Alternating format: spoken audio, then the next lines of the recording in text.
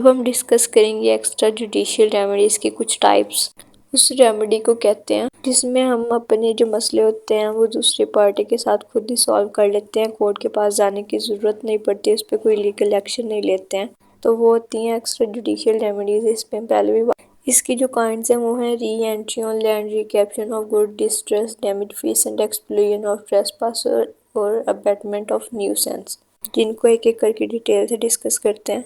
तो पहले नंबर पे है री एंट्री ऑन लैंड, यानी कि अगर कोई शख्स कोई गलती से या फिर वैसे ही चलते फिरते आपकी प्रॉपर्टी में, आपकी लैंड में इंटर हो गया, तो उसमें आप बगैर किसी फोर्स को यूज़ किए, बगैर कोर्ट को इन्वॉल्व किए उसे कहते हैं कि वो आपकी प्रॉपर्टी में एंटर ना हो, और इस मसले को खुद ही सॉल्व कर लेते हैं और उस शख्स को अपनी प्रॉपर्टी से रिमूव कर देते हैं। तो इसे हम कहेंगे री एंट्री ऑन लैंड। इसके बाद जो दूसरी काइंड है वो है रिकैप्चर ऑफ गुड्स। इसमें है कि अगर आपकी प्रॉपर्टी पे कोई अनलॉफुल पोजेशन यानी कब्जा कर लेता है तो आपके पास राइट है कि आप अपनी प्रॉपर्टी को दोबारा रिकैप्चर कर सकते हैं रीज़नेबल फोर्स के साथ, बगैर लॉ को इन्वॉल्व किए। तो तीसरी जो इसकी काइंड है वो है डिस्ट्रेस, डैमेज, फीसेंट। ये 3 डिफरेंट टर्म्स हैं जिसमें डिस्ट्रेस का मतलब है राइट को डिटेन करना, फीसेंट का मतलब है कोई ऑब्जेक्ट, कोई चीज़ जो कि गलत तरीके से हुई हो, और तीसरा डैमेज जो कि किसी शख्स को, किसी ऑनर को, किसी ऑक्यूपायर को हुआ हो। ये जो काइंड है इसकी जानवरों के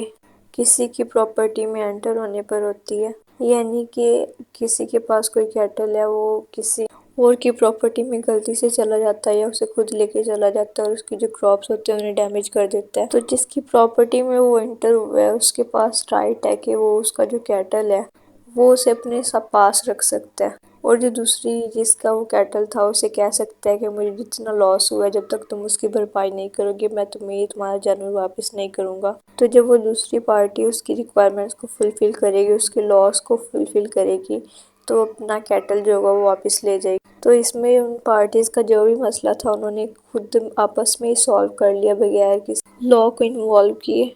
तो ये था distress, damage, feasant. Extra judicial remedy की जो चौथी काइंड है वो है एक्सप्लोजन ऑफ ट्रेसपासर। ये री एंट्री ऑन लैंड से मिलती जुलती काइंड है, लेकिन इसमें जो फर्द एंटर हुआ है किसी की प्रॉपर्टी में उसके पास कोई रीजनेबल बात होनी चाहिए खुद को प्रूव करने के लिए। इसके बाद जो एक्स्ट्रा जुडिशियल की लास्ट काइंड है अबैटमेंट ऑफ न्यूसेंस, वो है ये उस चीज़ को कहते हैं कि जब कोई चीज़ आपको पब्लिक और प्राइवेट में इंजर्ड कर रही हो और आपको इरिटेट कर रही हो यानी न्यूसेंस की वजह बन रही हो, तो आपको राइट है कि आप उस चीज़ को रिमूव कर सकते हैं। फॉर एग्जांपल ए और बी नेबर्स हैं और जो ए है उसके प्लॉट में कोई दरख्त लगा हुआ है जो कि बढ़ता हुआ बी के अपार्टमेंट में दाखिल हो गया, और जो बी है वो उसे नोटिस भी देता है ए को कि उसके घर में मौजूद जो दरख्त है उसकी जो शाखें हैं उसे तंग कर रही हैं या वो उसे इरिटेट कर रही हैं या उसे लाइक नहीं करता या कोई भी ऐसा इशू हो रहा है उसे, लेकिन ए उस पर कोई रिस्पॉन्स नहीं देता है। तो जो बी होता है उसके घर में जो दरख्त की उसकी शाखें आ रही होती है उन्हें कटवा देता है या खुद काट देता है। तो इससे जो ए होगा वो बी के खिलाफ कोई एक्शन नहीं ले सकता क्योंकि उसने उसे पहले नोटिस दिया था। तो ये थी एक्स्ट्रा जुडिशियल की काइंड्स। उम्मीद है आपको वीडियो अच्छी लगी होगी, तो लाइक, शेयर, सब्सक्राइब चैनल को ज़रूर कीजिएगा और बेल आइकन को प्रेस करना मत भूलिएगा ताकि जितनी भी ऐसी नई इन्फॉर्मेटिव वीडियोस आएंगी वो आप तक पहुंचती रहेंगी। Thanks for watching.